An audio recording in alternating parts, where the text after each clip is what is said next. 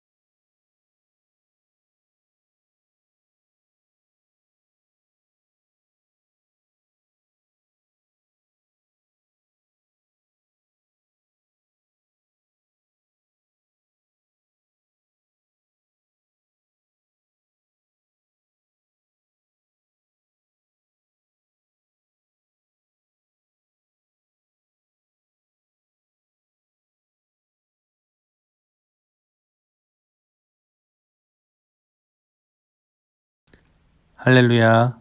말씀 가운데 주님의 은혜가 가득하기를 소망합니다. 오늘 본문의 내용은 이렇습니다. 37절 말씀을 보니 한 바리새인이 예수님을 점심 식사 자리로 초대합니다. 식사 전 손을 씻어야 함에도 불구하고 예수님은 의도적으로 손을 씻지 않습니다. 율법에 대해 잘 알고 계시는 예수님께서 식사 전 손을 씻지 않았다라는 것은 일부러 행동한 것임을 우리에게 간접적으로 알려주고 있는 것입니다. 역시나 예수님의 의도대로 바리새인은 손을 씻지 않은 예수님에 대해 이상하게 여기고 있습니다. 그러한 모습을 보면서 예수님께서는 화 있을진저라고 말씀을 시작하므로 바리새인들과 율법 교사들에게 6번에 걸쳐 화가 있기를 선포하십니다. 여기서 화 있을진저는 화가 임하길 바라는 저주의 의미라기보다는 탄식에 더 가깝습니다. 예수님은 바리새인들과 율법 교사들의 모습을 보면서 탄식하며 안타까워하고 있다라는 뜻입니다. 그리고 이 말은 그들이 회개하여 바른 모습으로 살아가길 바라는 예수님의 마음 역시 담겨져 있다라고 해석을 할 수가 있습니다. 그렇다면 예수님은 바리새인들과 율법 교사들의 어떠한 모습에 대해 탄식하며 회개하길 바라셨을까요? 예수님께서 말씀하신 6가지 화에 대해서 우리가 짧게 요약해 보면 다음과 같습니다. 첫 번째 화는 11조를 철저하게 드리는 바리새인들에게 말합니다. 철저하게 11조를 지켜드린 그들이 정작 중요한 율법의 정신을 퇴색시켜버린 모습에 대해서 탄식하고 있습니다. 11조는 규정 이상으로 철저했지만 정작 중요한 하나님의 공의와 하나님의 사랑에 대해서는 무관심하며 저버린 것에 대해서 예수님은 탄식하며 비판하십니다. 두 번째 화는 바리새인들이 받고자 했던 인정 욕구에 대한 것입니다. 회당의 높은 자리에 앉기를 좋아하고 문안이사 받는 것을 좋아하는 우월의식과 명예욕에 빠진 바리새인들에 대해서 주님께서는 탄식하십니다. 세 번째 화는 바리새인의 정죄에 대해 말씀하십니다. 평토장이란 것은 평평하게 매장한 무덤으로 처음에는 무덤인 줄 알고 있지만 시간이 지나감에 따라 잊혀져 인식하지 못하는 무덤들을 뜻합니다. 레위기 말씀에서 무덤에 접촉하면 일주일 동안 부정하게 되고 만약 부정을 인지하지 못한 채 각종 제사에 참여하게 되면 큰 죄가 됩니다. 그처럼 바리새인들은 사람들을 만나 율법을 근거로 사람들이 알고 지은 죄도 정죄하고 모르고 지은 죄 역시 정죄하는 모습에 대해서 예수님은 탄식하고 계십니다. 네 번째 화는 율법 교사에게 말씀하십니다. 백성들에게 율법을 가볍게 해주는 노력은 하지 않고 대신에 율법을 통해서 짐만 무겁게 지어주는 그 모습에 대해서 주님께서는 탄식하고 있습니다. 다섯 번째 화는 바른 소리를 한 선지자를 그들의 조상 때부터 죽였다라는 예수님의 비판입니다. 51절 말씀에 사가랴가 언급됐는데 이 사가랴는 예루살렘이 함락되기 약 200년 전에 우상 숭배를 고발하다 죽임을 당한 선지자입니다. 바른 말을 하는 선지자들을 죽인, 다시 말하면 진리를 구별 못하는 것에 대해서 예수님의 탄식이 담겨져 있습니다. 마지막으로 여섯 번째 화는 지식의 열쇠를 가졌음에도 무지한 자를 깨우치는데 그 지식을 사용하지 않았고 말씀을 잘못 가르쳐서 자신들은 물론이고 다른 사람들도 구원을 받지 못하게 한 율법 교사들에 대한 예수님의 깊은 탄식입니다. 예수님은 이렇게 6번에 걸쳐 깊은 탄식으로 이들의 삶을, 신앙을 비판하며 회개하길 바라셨습니다. 그런데 이러한 바리새인들과 율법 교사들의 모습을 보면 하나의 단어가 떠오릅니다. 말하는 것과 행동이 다른 것, 말하는 대로 살지 않는 삶. 이럴 때 우리는 위선이란 단어를 사용합니다. 위선이란 겉으로만 착한 체함 또는 그런 짓이나 일을 위선이라고 국어사전에서 정의하고 있습니다. 겉으로만 거룩한 척하며 속은 다른 것, 율법을 철저하게 지키나 하나님의 공의와 사랑은 저버린 것, 내가 남들보다 더 높은 곳에 앉고 싶어 하면서 진리를 말하는 자들을 박해하고 죽이는 것, 이 모든 것이 결국 위선이 아닐까요?